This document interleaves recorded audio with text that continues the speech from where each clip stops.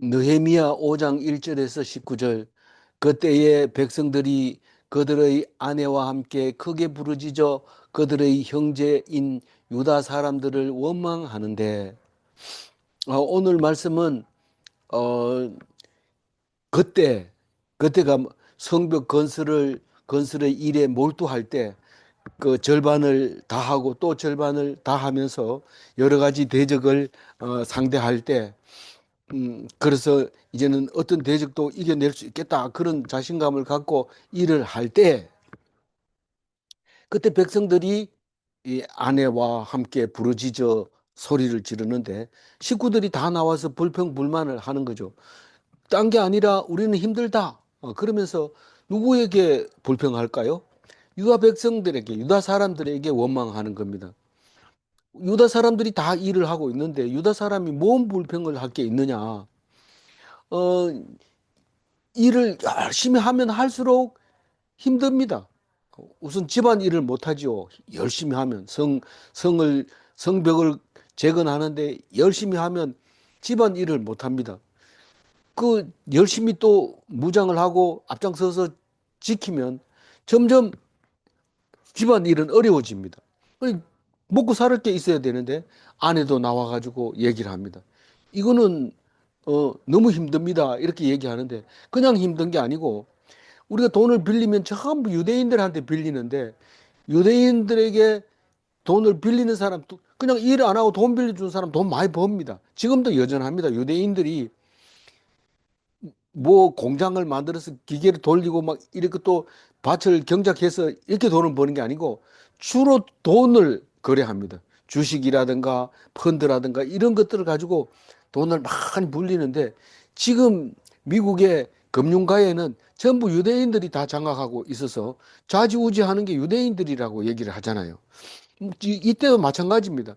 유대인들이 그렇게 하는데 유대인이 유대인에게 고리 대금을 빌려주기 때문에 우리 힘들다, 그 얘기를 오늘 하고 있는데, 어제 얘기를 잠시 돌려보면 어, 악한 대적이 느헤미야를 공격할 때 느헤미야는 그 사람들하고 싸우지 않고 누구하고 싸워요? 하나님에게 모든 것을 일러 바칩니다.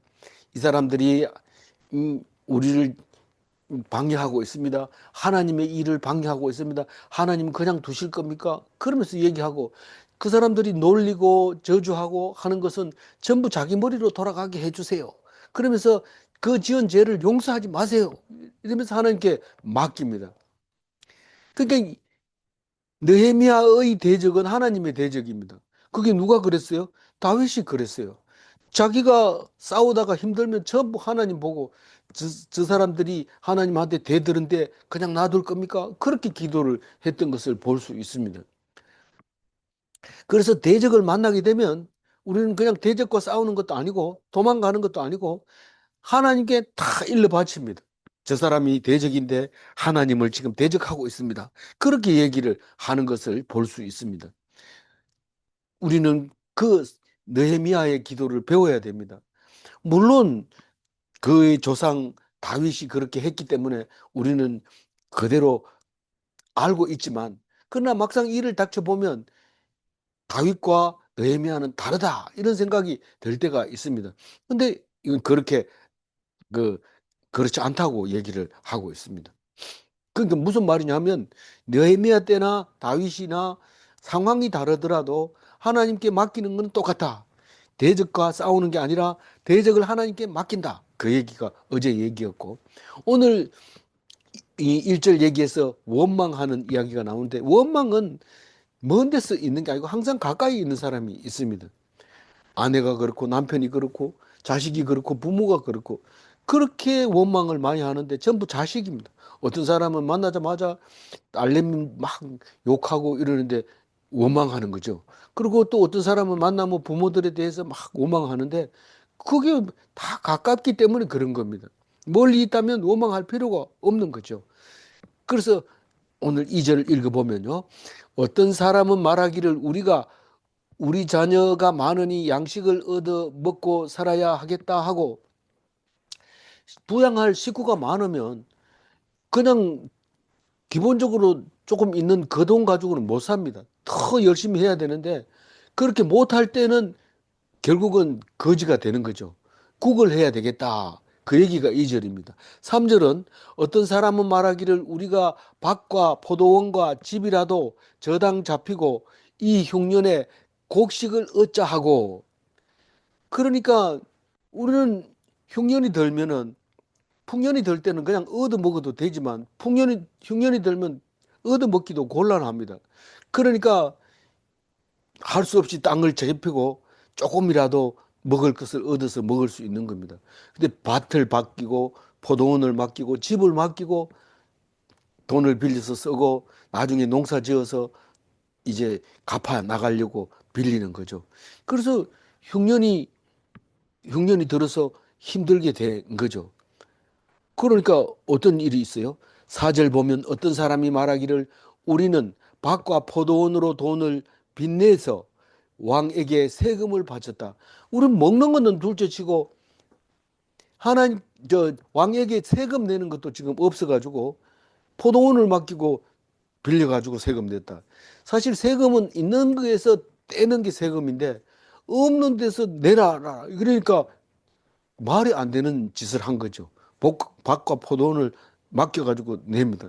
지금 그 삼성전자라든가 또 SK 이런 데는 부모가 재산을 남겨놓고 죽어버렸는데 유산을 정리하려고 그러니까 세금이 얼마나 많이 나와서 결국은 그거를 가지지 못하고 팔아 내놨습니다. 그런 꼴이 된 거죠. 우리 민족끼리 살면서 세금을 그렇게 부과한다는 것은 그건 뭐 이 고통스러운 거죠. 그래서 수입이 없으니까 있는 재산을 팔아서 그걸로 이제 세금을 내는 거죠. 이래서는 안 되지만 현실적인 게 있는 거죠. 5절 읽어보면 우리 육체도 우리 형제의 육체와 같고 우리 자녀도 그들의 자녀와 같거늘 이제 우리 자녀를 종으로 파는도다. 우리 딸 중에 벌써 종된 자가 있고 우리의 밭과 포도원이 이미 남의 것이 되었으나 우리에게는 아무런 힘이 없도다 하더라. 그 어떤 사람은 벌써 종이 된 사람도 있는데 우리는 다 똑같은 사람 아니냐. 유대인은 유대인을 종으로 쓰지 못하게 모세 법에도 나와 있지 않느냐. 그런데 지금 종 돼가지고 간 사람도 있고 지금 팔아야 될 형편이 됐다. 그러니까 지금 남아 있는 것도 그, 나- 그, 우리 밭과 포도원이 이미 남의 것이 되었다. 그러니까 그걸 찾아오려면은 내가 돈을 벌어서 찾아와야 되는데 찾아올 길이 없다는 거예요. 우리에게는 아무런 힘이 없도다. 돈 벌 가능성이 없다는 거예요. 이제는 같은 동족한테 다 팔려버리고 동족한테 종으로 돼버리고 뭐 하다가 성벽을 건축하다가 이게 말이 됩니까? 우리가 성벽을 건축한다는 것은 유대인들과의 유대인이 유대인 백성을 위해서 일을 했는데 이게 뭡니까? 그렇게 하고 지금 느헤미야에게 백성들이 달려드는 거죠. 우리 힘들다. 우리가 높은 자리에 앉아서 백성들이 막 이렇게 열심히 일하는 거 보면 기뻤죠. 그러면서 모든 문제가 해결이 다 될 거라고 생각했는데 이런 문제가 딱 터지니까 이게 보통 문제가 아닌 거예요. 그럼 화가 나는 거예요. 6절 읽어보면 내가 백성의 부르짖음과 이런 말들을 듣고 크게 노하였으나 화가 나는 거예요. 이게 잘하자고 했는 건데 백성들이 이래 힘들어하고 어려워하는 걸 보면서 화가 나는 거예요. 이게 내가 하고 있는 게 잘못하고 있는 게 아닌가 그런 생각이 들게 되었던 거죠. 그런데 성질 난다고 그냥 성질 내는 거 아닙니다. 7절 읽어봅니다. 깊이 생각하고 귀족들과 민장들을 꾸짖어 그들에게 이르기를 너희가 각기 형제에게 높은 이자를 취하는도다 하고 대회를 열고 그들을 쳐서 생각해 보니까 이게 높은 이자를 받아서 그렇지 고 있는 것만 갖다가 해도 나중에 받을 수도 있고 또 일어설 수 있는데 이자를 많이 받으니까 이거 뭐 버는 쪽쪽 이자로 나가야 되니까 못하는 거예요. 그래서 그거를 알고 야단을 치는 겁니다. 너희들이 이자 많이 취해서 그렇다. 그렇게 힘들게 됐다. 사실 뭐 우리는 사회에서 하는 이자, 법정 이자만 받았는데요. 그렇다 하더라도 너희들은 우리 민족끼리는 그렇게 해서는 안 된다. 그렇게 생각을 하고 이제 사람들을 모아서 야단을 칩니다. 귀족들과 민장들. 이 민장이라는 단어는 바벨론 코로 갔다 와서 쓰기 시작을 했는데 뭐 백성들의 지도자들이죠. 그때 당시에 쓰던 용어를 가지고 왔던 것 같아요. 그래서 지도자들을 이제 불러놓고 너희들 유대에서는 그렇게 하면 안 된다. 빚 때문에 힘들게 해서는 안 된다. 빌려줄 때 있으면 그냥 빌려주고 그 사람이 언제 갚든지 10년 뒤에 갚든지 몇 년 뒤에 갚든지 갚을 때까지 기다려라. 이렇게 하는 게 동족에게 빌려주는 돈입니다. 이자를 받으면 안 되게 돼 있어요. 그리고 그들을 쳐서 이 말은 그 사람들을 갖다 놓고 꾸짖는 것을 쳐서 이렇게 얘기합니다. 어떤 목사는 설교를 하고 나면 어느 교인을 쳐서 그렇게 얘기했다. 그 치는 얘기다. 뭐 이런 얘기를 하는 데가 있는데 그게 그렇게 치는 것이죠. 그 사람은. 8절 읽어보면 그들에게 이르기를 우리는 이방인의 손에 팔린 우리 형제 유다 사람들을 우리의 힘으로 힘을 다하여 도로 찾았거늘 너희는 너희 형제를 팔고자 하느냐 더구나 우리의 손에 팔리게 하겠느냐 하며 그들이 잠잠하여 말이 없기로 막 앉혀놓고 막 잘못했는 걸 막 얘기합니다.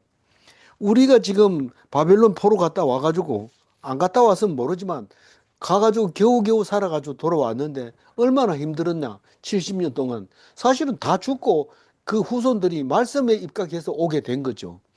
그렇게 도로 힘을 다하여 도로 찾아 끊을 이 말입니다. 힘들게 돌아왔지만 너희들은 머리 쓰고 돈 챙기고 이래가지고 형제들을 지금 종으로 팔려고 하느냐? 그리고 우리 손으로 팔려느냐? 또 우리가 종으로 버릴 거냐? 이 세 가지 얘기를 하는 거죠. 우리가 팔아도 안 되고 종으로 팔려도 안 되고 우리가 종으로 사용해도 안 되는 거죠. 이렇게 야단을 치는 겁니다. 돈 때문에 종으로 팔려서도 안 된다 하는 게 기본 원칙이고 우리 동족이 팔려가도록 내버려 두는 것도 잘못된 거고 동족이 동족을 종으로 쓰는 것도 잘못된 거란 말입니다. 그래서 막 야단치니까 이게 말이 되냐 이러니까 조용합니다. 할 말이 없습니다. 우리는 동족을 위해서 모여서 동족을 위해서 성을 건축하고 동족을 위해서 성전을 건축하는데 이게 무슨 일이냐? 성벽을 건축하다가 이렇게 이 이스라엘 백성에게 유다 백성에게 종이 된다는 게 말이 되느냐? 9절 읽어보면 내가 또 이러기를 너희의 소행이 좋지 못하도다. 우리의 대적 이방 사람의 비방을 생각하고 우리 하나님을 경외하는 가운데 행할 것이 아니냐. 무슨 일을 할 때는 뭔 생각을 좀 해봐라. 무슨 생각을 하느냐. 다른 거는 몰라도 유대인이 유대인을 종으로 쓴다고 하면 다른 사람들이 유대인을 얼마나 깔보겠느냐. 저 인간들은 자기들 식구를 종으로서 부부가 있다가 뭐 한 사람은 종이 되고 한 사람은 뭐 팔려갔대 뭐 이런 식으로 얘기를 하면 그게 말이 되겠네. 그걸 생각하면서 좀 해봐라. 절대로 유대인에게서는 돈을 고리를 받지 말고 돈을 못 갚았다고 종으로 사용하지 마라. 그 얘기를 야단을 칩니다. 그리고 무엇보다도 하나님을 경외하는 가운데 너희들 일을 할 거 해라. 이 일이 하나님 뜻에 마땅한가? 유대인을 종으로 쓰지 못하게 했으니 그렇게 안 하려면 이자를 받으면 안 되는 거죠. 이자를 받으면 이자를 못 받으니까 종이 되는 거죠. 그래서 돈을 많이 빌려 쓰고 일수를 찍어 놓으면 그 일수 때문에 인간이 생활이 피폐해지고 삶의 질이 떨어지게 됩니다. 그래서 우리 뭐 대출 고리 대금 하는 게 우리 가운데는 없는 것 같지만 뭐 광고도 나오잖아요. 어부바 하는 거 그거 그런 거는 한번 딱 걸려놓으면 돈 빌려 쓰면 계속 빌려 쓰도록 막 조건을 좋게 해주고 그리고 고리 대금을 받는데 감당을 못 한다는 거예요. 그 경험자가 얘기를 하는데.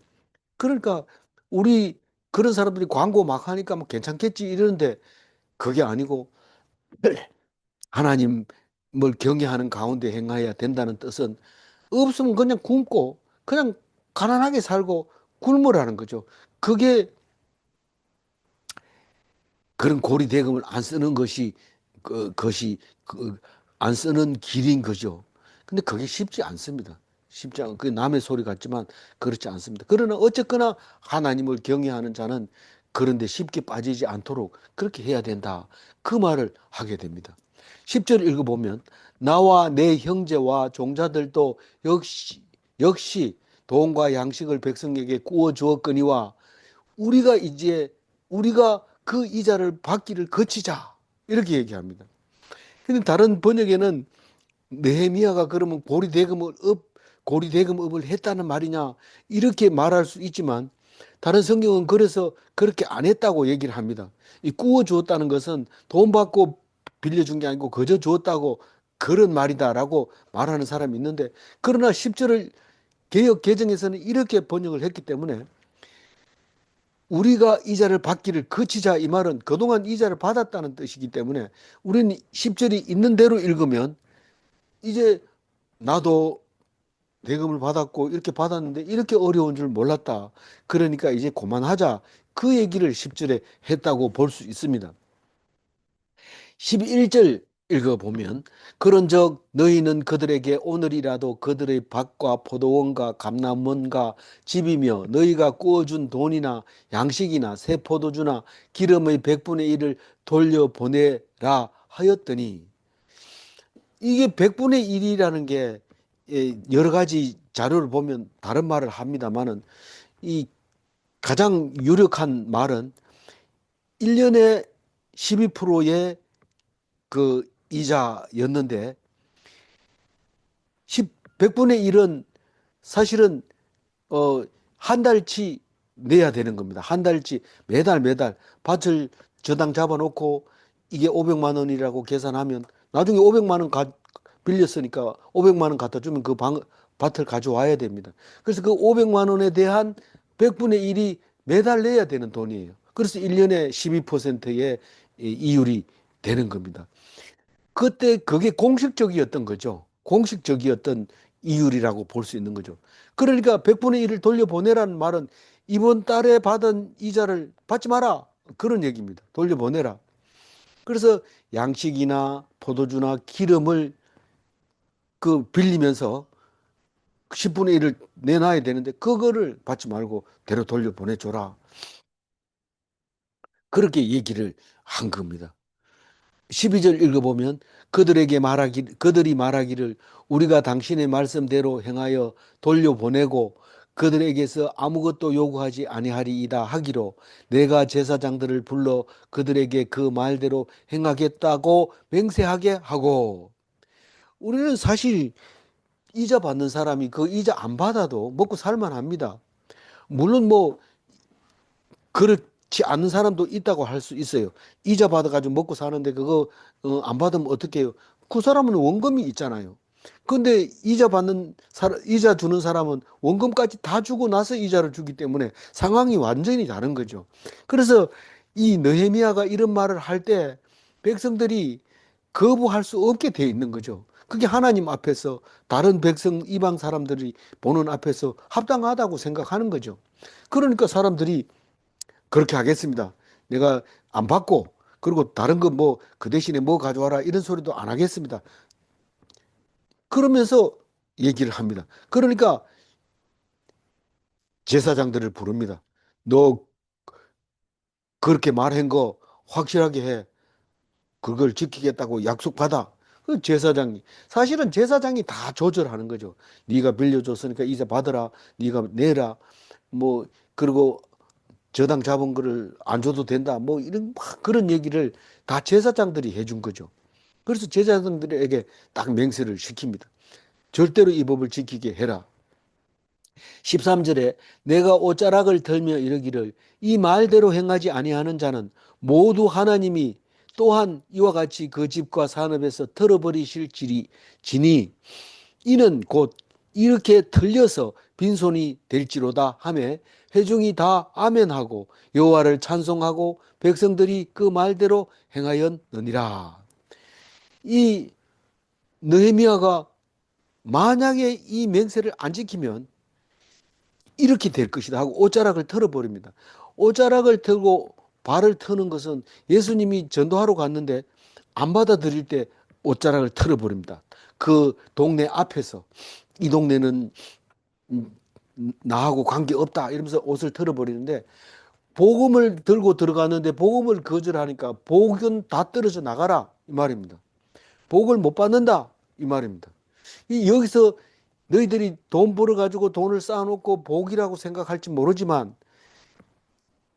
이 말씀을 안 지키면 너희들은 돈을 아무리 모아도 이 옷에 붙은 먼지처럼 다 떨어져 나갈 거다. 그 얘기를 하고 있는 겁니다. 그래서 너희들이 살고 있는 집이나 너희들이 산업은 사실은 돈 빌려주는 사람은 산업이 지금 그 금융산업이죠. 금융산업. 그게 다 털어버려서 빈털터리가 되게 할 거다. 빈손이 되게 할 거다. 하나님이 어떻게 그거 해요? 하나님은 못하는 게 없습니다. 특히 이런 거는 아주 쉽습니다. 그 주식이나 이런 것들은 하루아침에 그냥 빈털터리가 되게 할 수 있습니다. 하나님은 대단하신 분이죠. 그렇게 빈손이 될지로다. 이렇게 이제 저주를 하게 됩니다. 불순종할 때 우리는 불순종해도 괜찮은 것처럼 생각하지만 느헤미야를 읽으면 느헤미야가 저주하는 것처럼 들려지면 우리는 함부로 못합니다. 하나님의 법대로 행하게 되는 거죠. 회중이 아멘 합니다. 보통 저주를 하면 입 다물고 있고 축복을 하면 아멘 이러는데 저주를 해도 아멘 합니다. 내가 그렇게 안 하겠습니다. 이런 말이 있죠. 그리고 그냥 아멘만 하는 게 아니고 찬송을 하게 됩니다. 찬송이 뭡니까? 잘해도 잘 나가도 찬송하고 못 나가도 찬송하고 살아도 찬송하고 죽어도 찬송하는 그게 찬송입니다. 뭐 기분 좋을 때 찬송 부르고 기분 나쁠 때는 뭐 그런 찬송이 있나 이러고 시끄럽다 이렇게 하는 게 아니고 찬송을 하나님께 돌아서는 순간 찬송이 터져 나와야 됩니다. 그리고 백성이 그 말한 대로 행하였느니라 그렇게 말하게 된데 그게 그대로 말한 대로 행하였다는 뜻은 맹세한 대로 했다는 거죠. 우리는 불순종하지 않겠습니다. 순종하겠습니다. 그대로 했다고 얘기하고 있습니다. 14절을 보면은 또한 유다 땅 총독으로 세움받은 때에 곧 아닥사스다 왕 제 20년부터 제 32년까지 12년 동안은 나와 내 형제들이 총독의 녹을 먹지 아니하였느니라.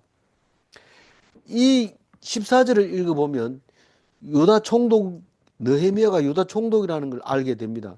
그런데 맨 처음에 올 때는 유다 총독이 아니었어요. 술 맡은 관원으로 너무 걱정을 하니까 니 언제 몇 년 갔다 올래? 이래가지고 몇 년 갔다 오겠습니다 하고 여기 왔는데 다시 안 간 것 같아요. 그런데 역사학자들은 헤로도토스 같은 사람들은 이 사람이 갔다가 이 연도에 다시 돌아왔다고 얘기합니다. 그러니까 두 번째 들어왔다고 기록을 하고 있어요.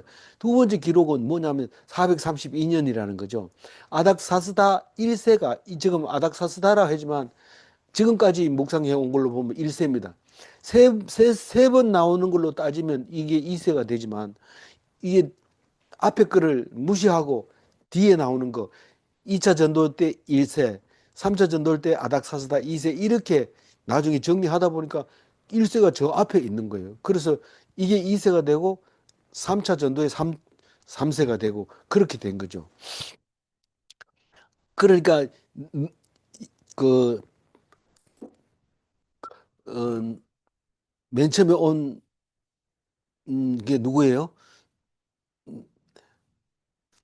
맨 처음에 올 때 아닥사스다 1세, 요게 2차로 왔으니까 아닥사스다 2세, 3차로 온 에스라가 아닥사스다 3세.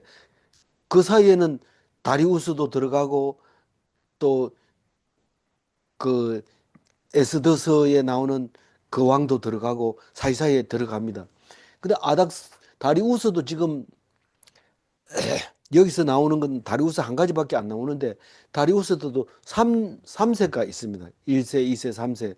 그래서 아닥사스다 1세가 32년 될 때 다리우스 3세가 1년이었다고 역사학자들은 기록하고 있습니다. 근데 뭐 정확하게는 우리가 성경에서는 찾아보기가 어려워요.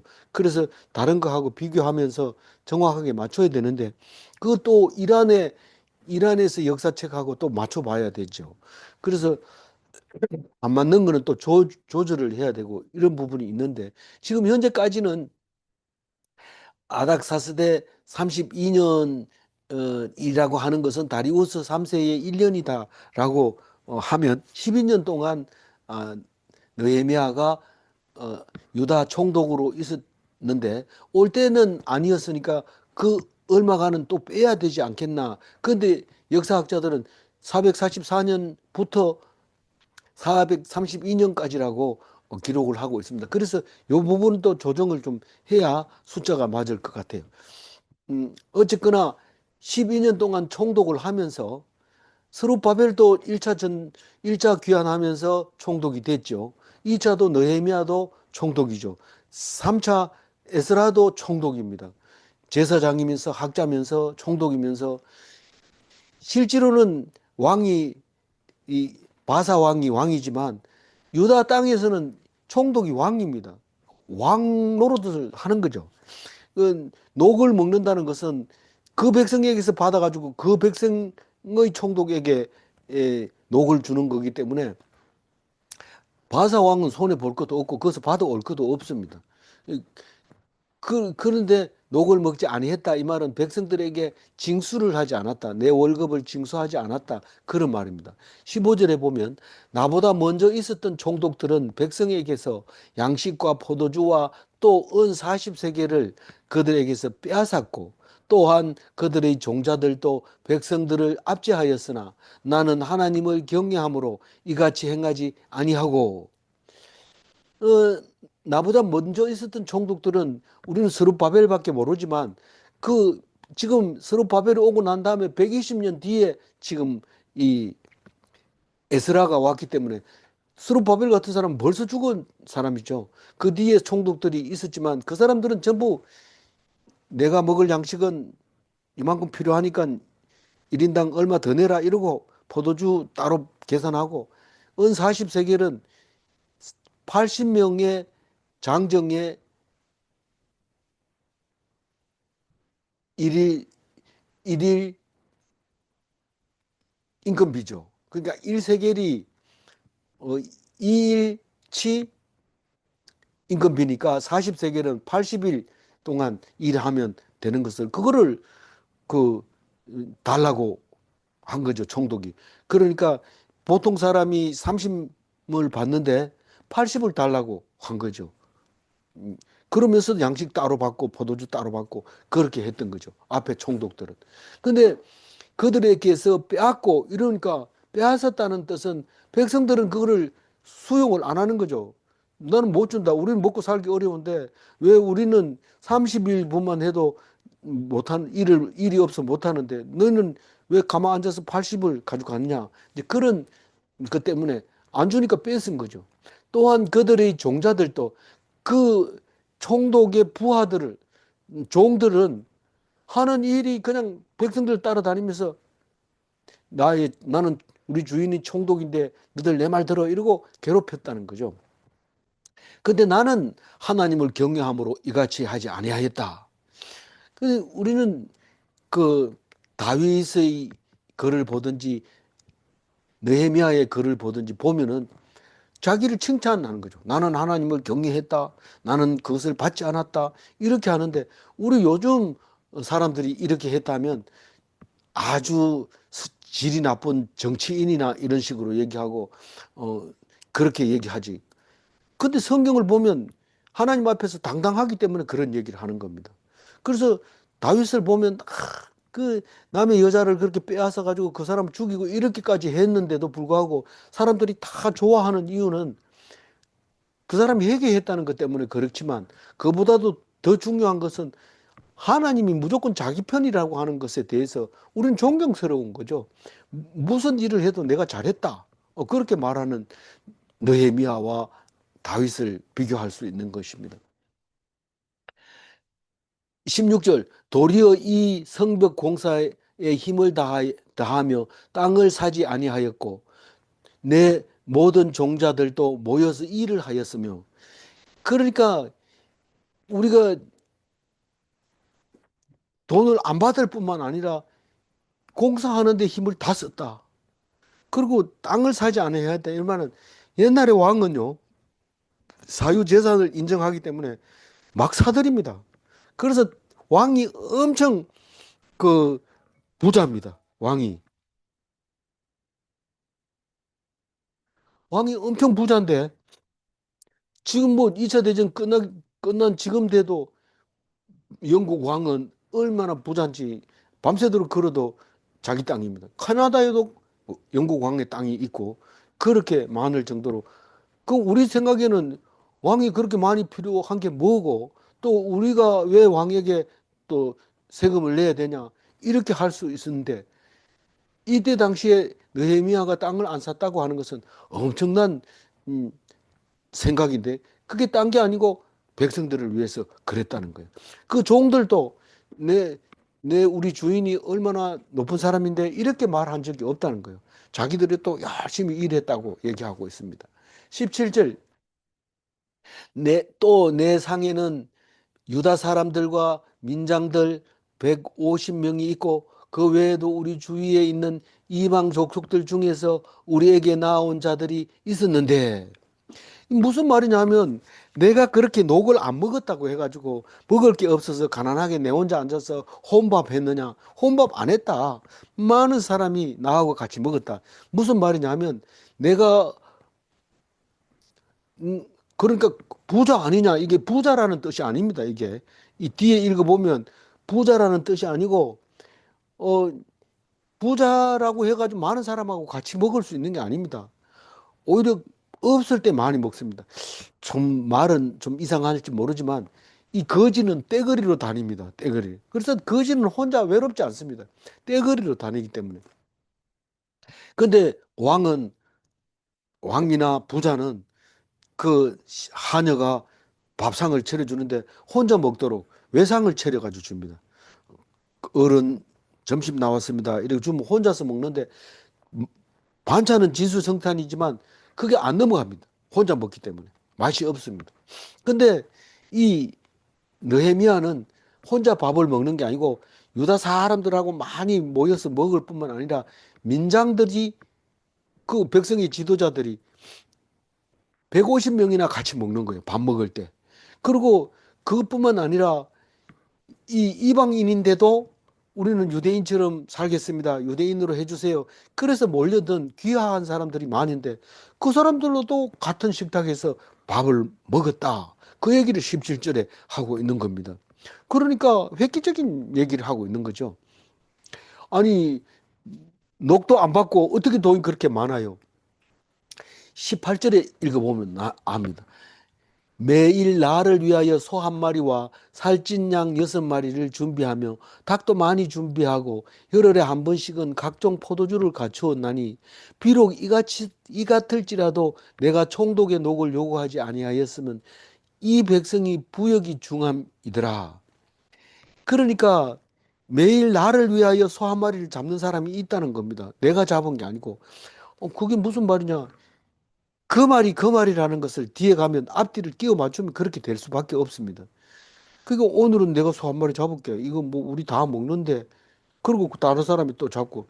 사람이 150명이나 되니까 매달 돌아가면서 한 사람씩 잡는다 해도 150번 뒤에 잡게 되니까 가능하죠.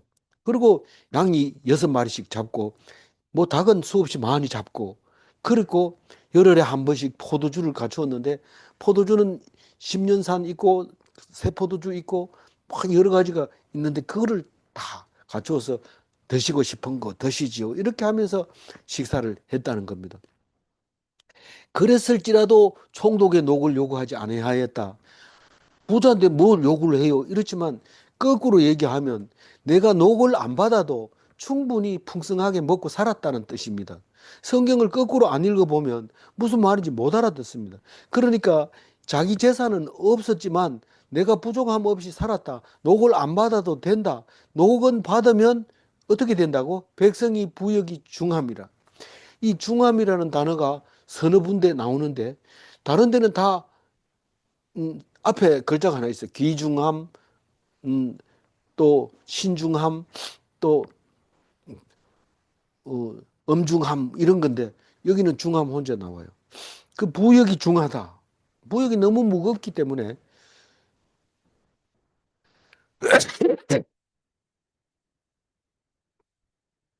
내가 요구할 수 없었다는 거죠. 내가 녹을 요구할 수 없, 감히 이렇게 가난한 사람들한테서 내가 월급을 받을 수 없었다. 그 얘기를 하고 있는 거예요. 마지막 19절 읽어봅니다. 내 하나님이여 내가 이 백성을 위하여 행한 모든 일을 기억하사 내게 은혜를 베푸시옵소서. 느헤미야의 기도가 항상 우리에게 마음을 울리지만 그 전에 대적을 만났을 때도 그렇게 하나님께 기도를 했고 그리고 또 어렵다고 할 때도 우리가 하나님 앞에 기도를 한 것을 보면서 어, 오늘 이 19절 말씀은 내가 백성을 위해서 일을 하는데 백성들이 나를 안 알아줘도 하나님이 알아주세요. 다시 말해서 하나님이 위로해 주세요. 그 말입니다. 이 백성을 위하여 행한 모든 일을 기억하사 우리는 위로라는 것은 기억해 달라는 겁니다.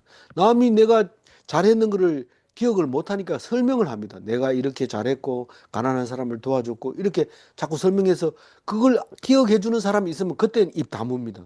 그러나 아무도 안 알아줄 때는 사람 붙들고 얘기합니다. 내가 이렇게 힘들게 했다, 이렇게 했다. 그래서 알아주기를 원하는데 이 느헤미야는 하나님한테 내 행한 모든 일을 하나님이 기억해 주세요. 위로를 하나님께 부탁을 하는 거죠. 그리고 뭐를 합니까? 내게 은혜를 베푸시옵소서 이 말입니다. 그러니까 은혜를 구하는 것은 다른 말로 얘기해서 긍휼을 비는 겁니다. 나를 불쌍히 여겨 주십시오라고 하는 거죠. 내가 높은 자리에 앉아 있으니까 더 높은 자리를 해달라는 게 아니라 나를 불쌍히 여겨서서 나를 고아처럼 내버려 두지 않고 어렵게 하지 말게 해달라고 기도를 합니다.